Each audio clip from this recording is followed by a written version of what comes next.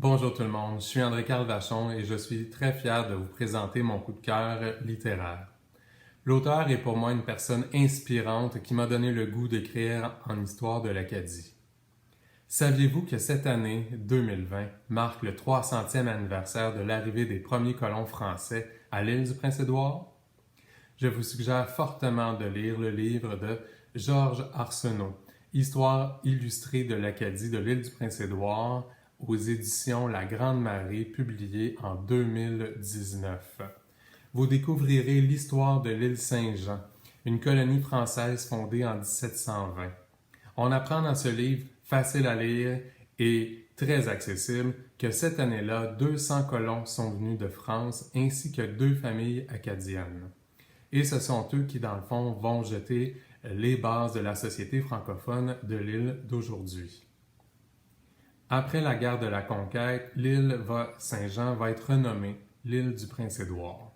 Cette histoire est racontée en 8 chapitres, ce qui nous permet de découvrir l'évolution de la présence française et acadienne à l'île du Prince-Édouard, et ce sans oublier la présence des Premières Nations, les Micmacs.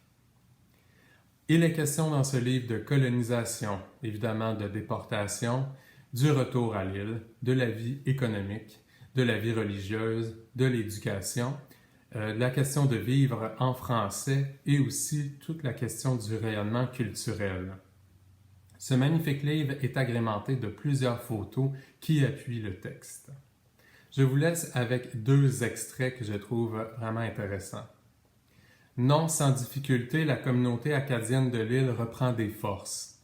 Minorité culturelle et linguistique vivant dans un territoire britannique, pendant longtemps, elle occupe les bas échelons de la société. La florissante communauté acadienne et francophone bénéficie aujourd'hui des actions collectives et des luttes menées par des générations précédentes. Ainsi, 300 ans après l'établissement des premiers colons français et acadiens, l'île du Prince-Édouard a toutes les raisons de célébrer la survie et la résilience de la langue française et de la culture acadienne. Alors, pendant le confinement, je vous invite à lire ce merveilleux livre de Georges Arsenault. Ensuite, lorsque le confinement sera terminé, je vous propose de vous rendre sur place et de visiter les communautés acadiennes de l'île et célébrer avec eux notre francophonie. Merci.